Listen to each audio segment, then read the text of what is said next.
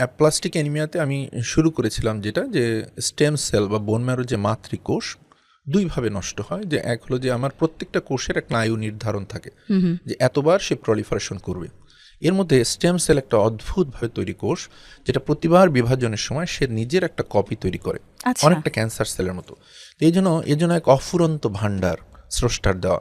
ফলে এই 10⁵ বা 10⁻12 যে সেল আমাকে তৈরি নিয়ে আমি এসেছি, এটা দিয়ে কিন্তু আমি সারা জীবন আমার রক্তের অসংখ্য কোষ তৈরি করে যাচ্ছি, এটা আর শেষ হয় না।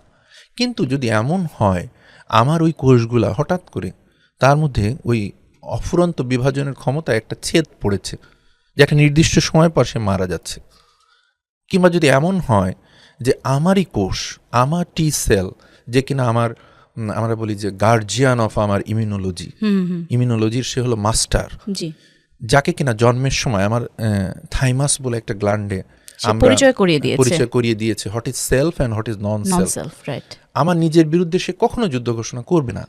সে যদি কোনো কারণে আমার মাতৃকোষকে চিনতে না পেরে তার মধ্যে পরিবর্তনের কারণে সে তার বিরুদ্ধে যুদ্ধ ঘোষণা করে এবং তার এগেইনস্টে অ্যান্টিবডি তৈরি করে, তাহলে দেখা যায় যে স্টেম সেল ধ্বংস হতে থাকে। ফলে প্রথমে আমরা যে লক্ষণগুলো পাই সেটা হচ্ছে যে লাল রক্তকণিকা কমে এবং ডাব্লিউবিসির নিউট্রোফিল বলে একটা খুব ইম্পর্টেন্ট আমাদের রোগ প্রতিরোধের ফার্স্ট লাইন ডিফেন্স, এটা কমতে থাকে। এবং পরবর্তীতে যে প্লাটিলেট বা অনুচক্রিকা কমতে থাকে।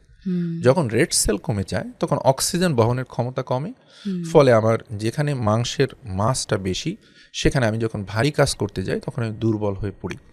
তাহলে সেই দুর্বলতাকে আবার ব্যাকআপ দিতে যে আমার হার্টকে কাজ করতে হয়, বুক ধড়ফড় করা, মাথা ঘোরানো, কোনো কাজ আগের মতো না পারা, এটা একটা লক্ষণ হয়। 2 নম্বর হচ্ছে নিউট্রোফিল কমে যাওয়ায় আমার এন্ট্রি পয়েন্ট ইনফেকশন হতে থাকে। যেমন আমার শরীরের মুখ দিয়ে, নাক দিয়ে, অন্যান্য সব অংশ দিয়ে প্রচুর পরিমাণ জীবাণু, অ্যান্টিজেন, আমরা আসলে এগুলো সমুদ্রে বসবাস করি, প্রতিনিয়ত ঢুকছে। এইটার প্রথম ফার্স্ট লাইন গার্ড হলো আমার নিউট্রোফিল। যখন কমে যায় দেখা যায় তারা একটা রেসপিরেটরি একটা ইনফেকশন, মুখের ইনফেকশন, একটা নর্মাল ফাঙ্গাল দিয়ে অনেক বড় ইনফেকশন নিয়ে আমাদের কাছে প্রেজেন্ট করে। ওরাল ক্যাভিটিতে ইনফেকশন হতে পারে, প্রাইভেট পার্টস ইনফেকশন হতে পারে। জি, যত ন্যাচারাল ওপেনিং আছে আমাদের বডিতে সব। প্লাটিলেটের যে সেটা হলো যে যদিও তাদের প্লাটিলেট কমে যায়, প্লাটিলেটগুলো অত্যন্ত ফাংশনাল থাকে।